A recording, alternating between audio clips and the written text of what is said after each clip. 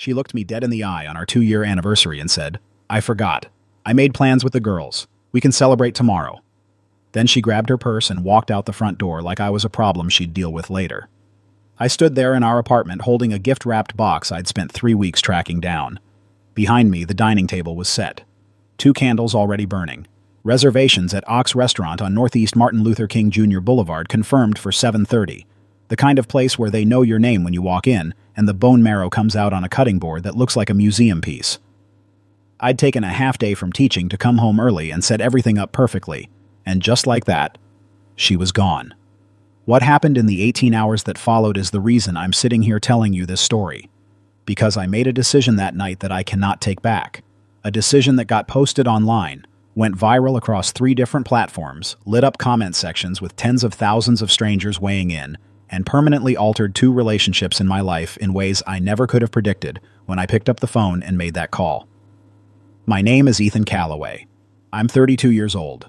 I teach high school math at Jefferson High School in North Portland, Oregon. I live in a 1-bedroom apartment on North Albina Avenue, 2 blocks from the coffee shop where I start every single morning with an oat latte. I've ordered so many times the barista starts making it when she sees me walk in. I coach the junior varsity math league on Tuesday afternoons. I grade papers on Sunday mornings. I am, in every measurable sense, a person who keeps his word, shows up on time, and takes the people he loves seriously. That last quality is exactly what put me in the middle of a situation that turned into something none of us saw coming. But before I get to that night, before I explain what I did with that gift and why I filmed it, I need to tell you who Sienna was, who she really was. Not the version she performed for the world, but the one I'd been slowly getting to know for about 6 months before our anniversary. Before you hear the rest of this, if stories like this hit close to home, if you've ever been that person who planned everything perfectly only to be the one left standing alone, hit subscribe right now and ring that notification bell. Drop a comment below and tell me, have you ever given more than you got in a relationship? I want to hear your story, and if this video helps you feel seen, hit that like button. It means more than you know. Now, let's get back to Sienna. I met Sienna Hartwell 2.5 years ago at a faculty mixer for a nonprofit that ran after-school tutoring programs across Portland public schools. She wasn't a teacher. She was there with a colleague who worked in their communications department, and she'd tagged along because, as she told me that night, she'd had a boring Saturday and nowhere better to be. I remember thinking that was a strange thing to say at a nonprofit event full of educators who'd given up their Saturday. But she said it with this half smile that made it sound less like rudeness and more like honesty, and I've always been a sucker for a person who says exactly what they're thinking.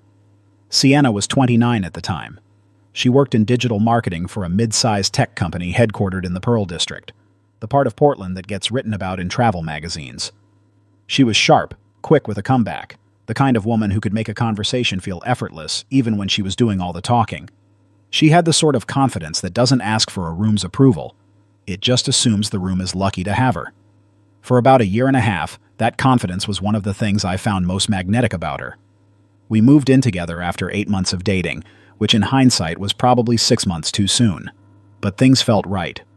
She laughed at the handwritten quizzes I made for her on road trips. I cooked on weeknights. She handled the apartment aesthetic. She had opinions about throw pillows that I didn't fully understand but respected. We had a routine that felt like something real. The shift started quietly, the way most of them do. It began with small things, canceled plans that got rescheduled and then quietly forgotten. A birthday dinner I'd arranged at Le Pigeon on East Burnside that she cut short because her friend Jade had a situation. Weekends where she came home from the girls' trips, and there were a lot of girls' trips, seeming somewhere else entirely, even when she was sitting right next to me. I told myself this was normal. Relationships have seasons. People have needs outside the relationship. I was not going to be the controlling, insecure partner who tracked his girlfriend's every movement and made her feel like she was in prison.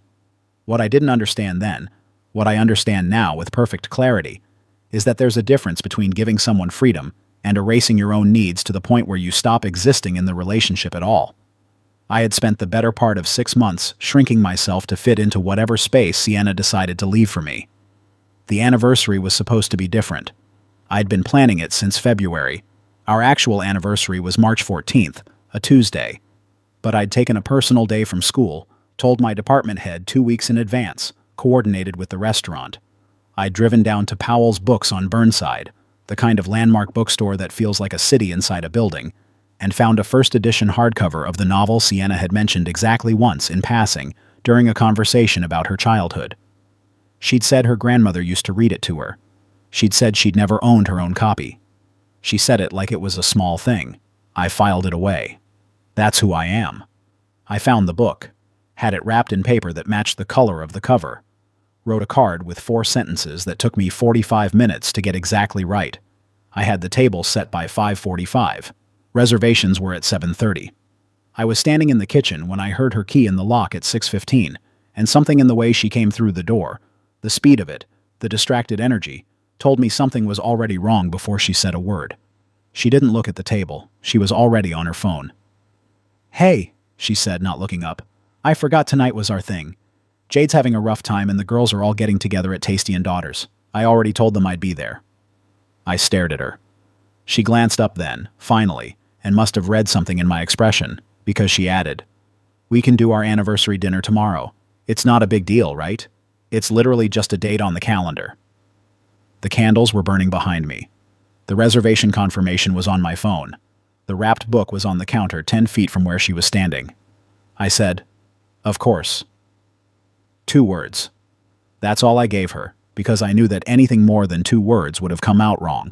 She kissed me on the cheek, quickly, the way you kiss a doorframe on your way out, and she was gone. I blew out both candles. I sat down at the table I'd set for 2, and I ate the pasta I'd made alone, and I thought very carefully about what kind of person I was and what kind of person I wanted to continue being. Then my phone rang. The name on the screen was Brooke Hartwell, Sienna's stepsister. I need to tell you about Brooke, because Brooke is the reason this story goes where it goes. Brooke Hartwell was 27, 3 years younger than Sienna, and the two of them had grown up in different households until their parents married when Sienna was 16 and Brooke was 13. They were not close in the way you might imagine stepsisters could be. Sienna had a way of being just slightly dismissive of Brooke. Not mean, never outright mean, but the kind of dismissive that says you don't quite register as my equal. She'd roll her eyes at Brooke's texts. She'd refer to her as my stepsister, rather than just my sister, which is a small thing, maybe, but it's the kind of small thing you notice. Brooke was a pediatric nurse at OHSU, Oregon Health and Science University, up on Marquam Hill overlooking the city. She worked 12-hour shifts 3 days a week and volunteered at a free clinic in the Lloyd district on her days off. She was quiet in the way that people are quiet when they've decided their actions matter more than their volume. She had remembered every single important date in my relationship with Sienna before Sienna did. She texted me on our first anniversary with a photo of a cake she'd baked that said, "1 year, don't mess it up." She called me on my birthday in November when Sienna forgot until 9 p.m. and apologized by ordering me DoorDash from a place I didn't ask for. Brooke had been, for the 2.5 years I'd been with Sienna, one of the most consistently decent people in my orbit. When she called that Tuesday night, I almost didn't answer. I wasn't in the mood for conversation. But something made me pick up. "Happy anniversary, Ethan," she said immediately. "I just wanted to call and say that. I know it's a small thing, but I figured someone should say it." There was a pause. "Are you okay?" she asked. "You sound weird." I laughed, which surprised me. "I'm eating anniversary dinner alone," I said. "So I'm somewhere between fine and not fine."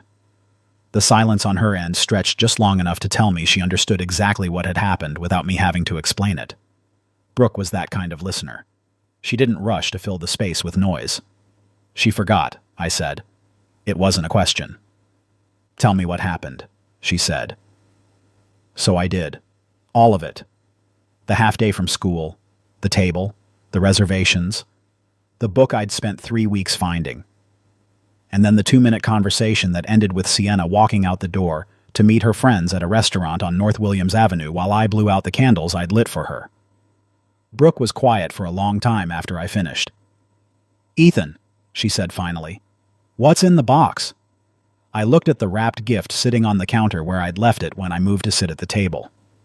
"A book," I said. "First edition. Something she mentioned once that her grandmother used to read to her." Another pause. "That's a beautiful gift," Brooke said softly. And then, after a moment, "She doesn't deserve it." Those 4 words sat in the air between us like something that had been said out loud for the first time, but had been true for much longer. I know, I said. What happened next was not something I planned. I want to be clear about that. I did not sit down and strategize a viral moment or calculate the most public way to make a point. What happened was simpler and more human than that. I was a person who had tried very hard to love someone well, and I was sitting alone at a table I'd set for 2, and I was talking to the one person in Sienna's orbit who had never once made me feel invisible. "Brooke," I said, "are you home tonight?" "I just got off a shift," she said. "I'm literally pulling into my parking garage." "Why?" "Because I want to give you something," I said, "and I want to do it tonight." Brooke lived in a studio apartment in the Buckman neighborhood on Southeast Ankeny Street, about 12 minutes from my place on a Tuesday night with no traffic. I drove with the gift on the passenger seat and no speech prepared, which is unusual for me. I am, by occupation, a person who prepares speeches. I literally teach young people how to think through problems step by step. But I had nothing planned when I knocked on Brooke's door except the truth, which was that the gift deserved to go to someone who would actually feel it. She answered the door still in her scrubs. She looked tired in that particular way that pediatric nurses look tired. Bone deep and earned rather than dramatic. Her hair was pulled back. She had a cup of tea in her hand that she'd clearly just made. She looked at the wrapped gift and then back at me, and her expression was not what I expected. She didn't look excited. She looked like she might cry, which she clearly was fighting. "Ethan," she said, "you don't have to do this." "I know," I said. "I want to." I handed her the box.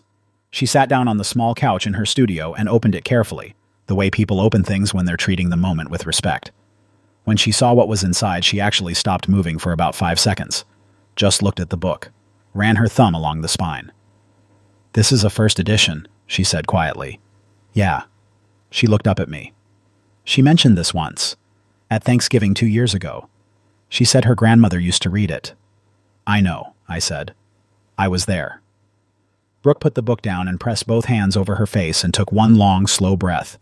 When she dropped her hands, her eyes were wet, but her voice was steady. "Your girlfriend is an idiot," she said. I laughed, actually laughed. And for the first time that entire night, something in my chest came loose. "Yeah," I said, "I know." We sat in her apartment for 2 hours. We drank tea. We talked about her shift and about my students, and about what it means to reach a point in a relationship where you can see clearly what you've been refusing to look at. She was not cruel about Sienna. She was honest in the way that people who love their family are honest, not with hatred, but with grief. At some point, Brooke picked up her phone to photograph the book, the way she photographed everything she wanted to remember. And she said half to herself, "Can I film you giving this to me? I want to remember this night." I said yes without thinking much about it. She set her phone up on the kitchen counter, wide angle, steady. She handed me the book. She pressed record. What she filmed was just this. Me, sitting on her couch, handing her the gift again in the candlelight of her studio apartment, saying, "This was supposed to be for someone who planned our anniversary 6 weeks out and forgot it in 30 seconds. So I'd like it to go to the person who remembered it without being asked." Brooke accepted the book. She held it to her chest. She said, "Happy anniversary, Ethan. You deserved better tonight." That was the clip. Brooke posted it to her TikTok account at 11:47 p.m. with a caption that said, "My stepsister forgot her boyfriend's anniversary dinner to go out with the girls. He showed up at my apartment to give me the gift he'd bought for her. I'm not okay." By morning, it had 80,000 views. By the time I got to school the next day, it had crossed 400,000. By the time Sienna saw it, which happened sometime around noon, when a coworker in her office sent her the link, it had been shared over 200,000 times and had comments from people all over the country with opinions that were not remotely shy. I was in the middle of walking a junior through the quadratic formula when my phone started going off in my pocket in a way that told me something had changed.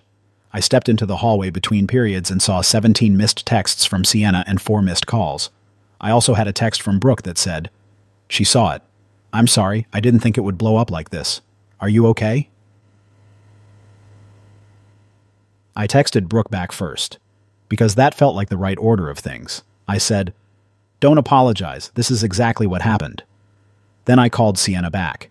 She picked up on the first ring, which was new. In the entire time we'd been together, Sienna had never picked up on the first ring. Take it down, she said. Not hello. Not are you okay. Just take it down. I didn't post it, I said. Brooke posted it. You'd have to talk to her. She's my stepsister, Ethan. She had no right to film that, let alone post it online. She asked if she could film it, I said. I said yes. Silence. You planned this, Sienna said.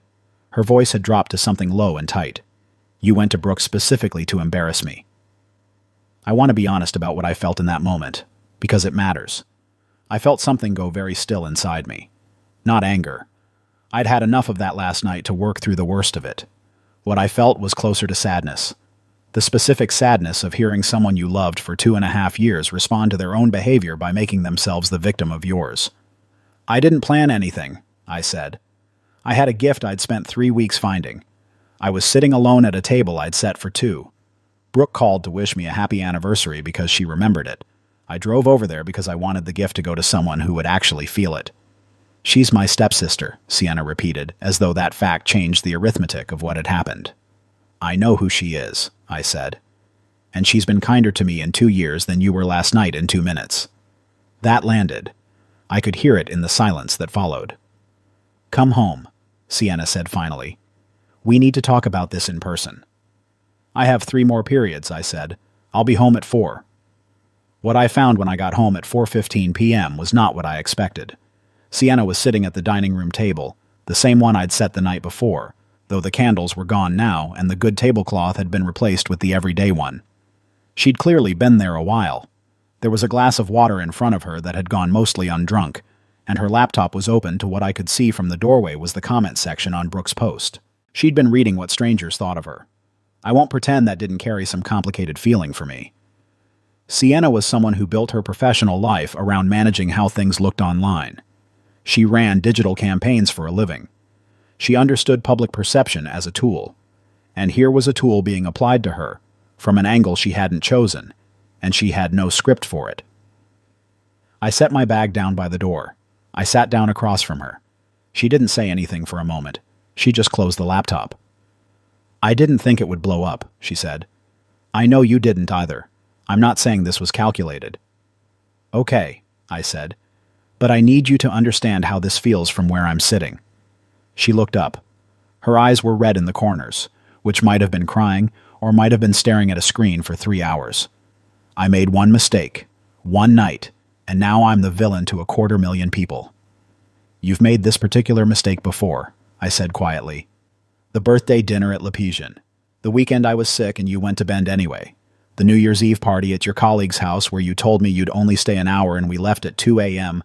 after I'd waited in the car for 45 minutes. She blinked. I counted, I said. And I never said anything because I didn't want to be the person who kept score. But apparently I was keeping score, Sienna, because a person can only be made invisible so many times before they start noticing the pattern. So this was revenge, she said. Admit it. No, I said. This was me finally giving a gift to someone who would actually receive it. She was quiet for a long time. Are you breaking up with me? She asked. I thought about that for a moment. Not as a performance of consideration. I genuinely thought about it. I thought about the table I'd set and the book I'd found and the 45 minutes I'd spent writing 4 sentences on a card that was currently sitting on Brooke's bookshelf next to a first edition she'd held against her chest. I thought about 2 years of shrinking, 2 years of telling myself that seasons change, people get busy. This is what real relationships look like. I think we've been broken up for a while, I said.